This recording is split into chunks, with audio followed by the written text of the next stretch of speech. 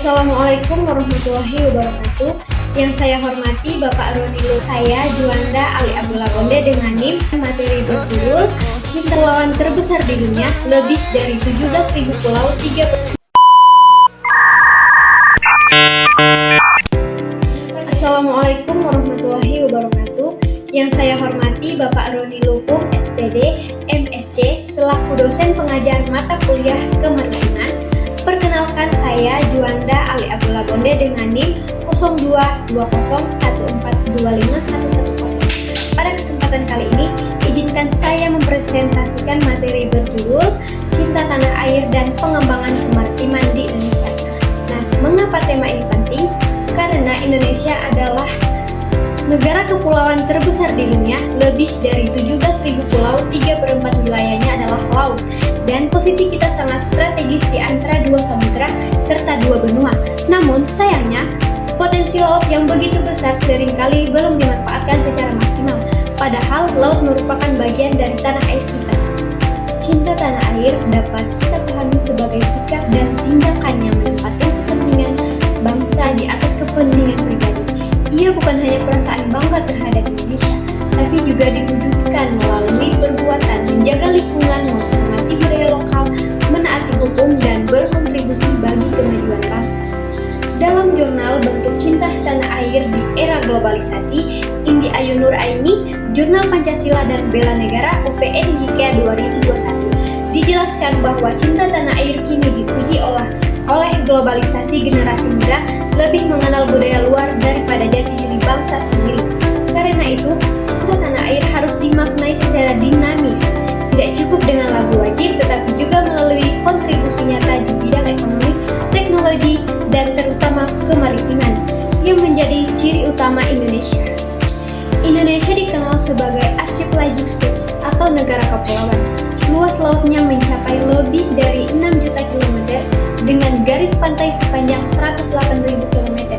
Potensi ini mencakup perikanan, pariwisata bahari, industri perkapalan, sumber daya energi laut, hingga jalur perdagangan dunia. Presiden Joko Widodo pernah menegaskan visi Indonesia sebagai poros maritim dunia. Artinya Indonesia harus menjadi pusat aktivitas ekonomi budaya dan keamanan laut global.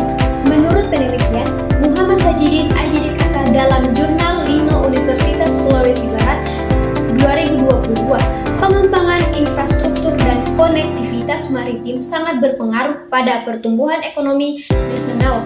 Contohnya, pembangunan tol laut, pelabuhan, serta jalur logistik yang menghubungkan daerah-daerah terpencil. Tanpa sektor maritim yang kuat, kita akan sulit menekan ketimpangan pembangunan antara barat dan timur Indonesia. Sekarang mari kita kaitkan antara cinta tanah air dan pengembangan kemaritiman. Mencintai tanah air tidak berhenti pada wilayah daratan, laut pun bagian dari tanah air.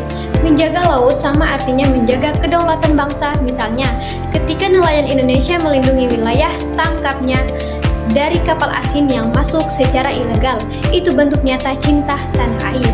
Dalam Jurnal Implementasi Pembangunan Maritim Terhadap Kedaulatan NKRI, Astropi DKK Setialan 2020, disebutkan bahwa pembangunan maritim harus berorientasi pada kedaulatan dan kesejahteraan rakyat pesisir. Jadi, rasa cinta tanah air mendorong setiap individu untuk memastikan laut kita tetap aman, lestari, dan bermanfaat bagi bangsa. Selain itu, Esterosa Komara DKK dalam Aktivisme Jurnal Ilmu Pendidikan dan Sosial 2023 menegaskan bahwa pendidikan teknologi juga bisa menumbuhkan cinta tanah air, misalnya dengan inovasi digital dalam pelestarian sumber daya laut atau promosi wisata bahari lokal. Prioritas kebijakan kemaritiman di tahun 2025 antara lain modernisasi armada laut dan keberlanjutan. Pemerintah mendorong pembiayaan lestari untuk modernisasi armada kapal laut dan pembangunan pelabuhan hijau atau green port guna mendukung konektivitas nasional yang lebih baik, investasi dan kerjasama internasional. IMW 2025 menjadi platform untuk menarik investasi di sektor perkapalan dan industri maritim, serta menjalin kerjasama global, penguatan ekosistem kemaritiman dan inklusi kolaborasi antar stakeholder, pemerintah, industri, akademisi, masyarakat ditingkatkan untuk membangun ekosistem maritim yang mapan. IMW 2025 dianggap sebagai angka kemajuan ekosistem kemaritiman Indonesia. Potensi besar untuk industri kapal dan perkapalan nasional karena banyak kapal tua dan kebutuhan armada baru. Peluang pembangunan ekonomi biru atau blue economy melalui pemanfaatan laut dan wilayah pesisir untuk logistik, pariwisata bahari, dan industri kelautan.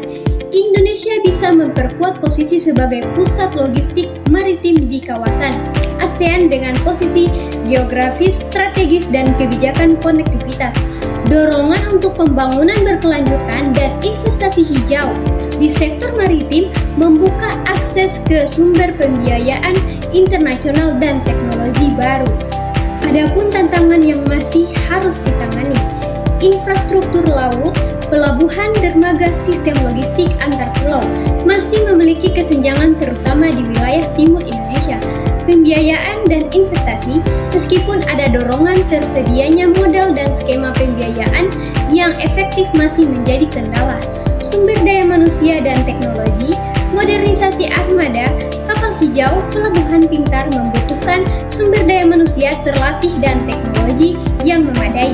Regulasi dan koordinasi antar lembaga, sektor maritim melibatkan banyak instansi dan membutuhkan regulasi yang sinkron, lingkungan, dan keberlanjutan. Ekspansi sektor kemaritiman juga harus memperhatikan dampak lingkungan dan sosial agar pembangunan benar-benar berkelanjutan. Hal-hal yang bisa difokuskan ke depan, mendorong pelabuhan ramah lingkungan dan armada laut yang rendah emisi sebagai bagian dari agenda hijau maritim, memperkuat konektivitas antar pulau dan antar wilayah pesisir sebagai tulang punggung mobilitas nasional melalui laut, pengembangan industri perkapalan dan pemeliharaan kapal nasional agar tidak terlalu bergantung pada impor atau eksternal, memperkuat kerjasama internasional dan investasi asing yang berbasis transfer stok teknologi pembangunan kapasitas lokal, menanamkan pemahaman dan budaya kemaritiman dalam pendidikan masyarakat pesisir dan nasional agar laut menjadi bagian dari identitas dan pembangunan bangsa. Pengembangan wilayah perairan di pulau kecil sebagai destinasi pariwisata bahari, contoh Nikoi Island di Kepulauan Riau, peningkatan konektivitas maritim di wilayah perbatasan Indonesia, peningkatan infrastruktur pelabuhan dan efek terhadap ekonomi nasional, pendidikan karakter cinta tanah air melalui budaya dan teknologi. Peran kita sebagai individu dan komunitas menumbuhkan kesadaran akan laut dan kemaritiman sebagai bagian dari identitas bangsa, mendukung produk lokal dan industri maritim nasional, mengedukasi generasi muda tentang pentingnya laut, sekolah, kampanye kegiatan ekstrakurikuler, memelihara lingkungan laut, tidak membuang sampah sembarangan, menjaga keberlanjutan, berpartisipasi dalam kegiatan masyarakat pesisir atau organisasi yang bergerak di kemaritiman. Misalnya, kegiatan bersih-bersih pantai, pendidikan laut melalui sikap cinta tanah air yang kuat. Kita mendukung strategi kemaritiman bangsa untuk maju.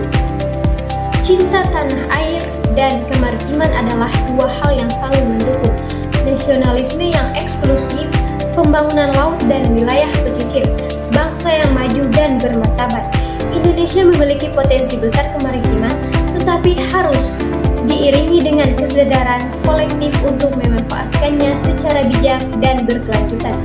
Kita sebagai warga negara punya peran, dari hal kecil hingga kontribusi besar. Ajakan, mari kita teguhkan rasa cinta tanah air dengan mendukung pengembangan kemaritiman demi kesejahteraan Indonesia demi masa depan generasi kita. Strategi dan tantangan pengembangan kemaritiman untuk mewujudkan cinta tanah air dalam bidang kemaritiman perlu strategi yang konkret, peningkatan infrastruktur laut, pelabuhan, dermaga, sistem logistik antar pulau, penguatan industri perkapalan dan jasa maritim nasional agar tidak tergantung pada kapal asing, pendidikan maritim dan budaya bahari mulai dari sekolah dasar hingga perguruan tinggi, pelestarian lingkungan, Laut, karena laut yang rusak akan mengancam masa depan bangsa.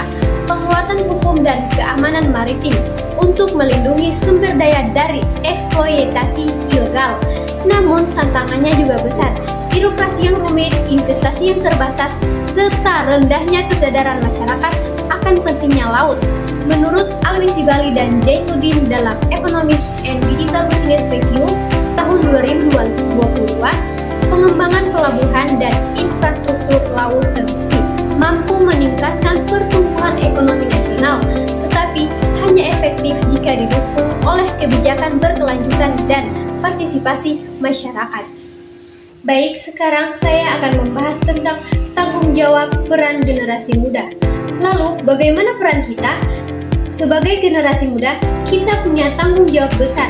Cinta tanah air bisa diwujudkan dengan menggunakan produk lokal, termasuk hasil laut Indonesia, mengikuti kegiatan edukatif seperti clean up, batch, festival maritim atau riset kelautan, menjaga media sosial dari hoax yang merusak semangat kebangsaan, menyuarakan pentingnya keberlanjutan laut agar generasi berikutnya juga bisa menikmati sumber daya yang sama. Cinta tanah air bukan hanya berbicara tentang perjuangan masa lalu, tetapi juga tentang komitmen menjaga masa depan bangsa, termasuk laut dan kemaritimannya. Sebagai penutup, izinkan saya mengutip kalimat dari Bung Karno. Bangsa yang besar adalah bangsa yang menghormati jasa para pahlawannya. Hari ini, menjadi pahlawan tidak selalu mengangkat senjata, tetapi dengan menjaga laut kita, memanfaatkan teknologi untuk kemajuan maritim, dan menanamkan cinta tanah air dalam setiap tindakan. Dengan cinta tanah air yang kuat dan kemaritiman yang maju, Indonesia dapat benar-benar menjadi poros maritim dunia, sekaligus negara yang sejahtera, berdaulat, dan bermartabat. Baik, sekian dari saya. Apabila ada salah kata mohon dimaafkan. Terima kasih. Wassalamualaikum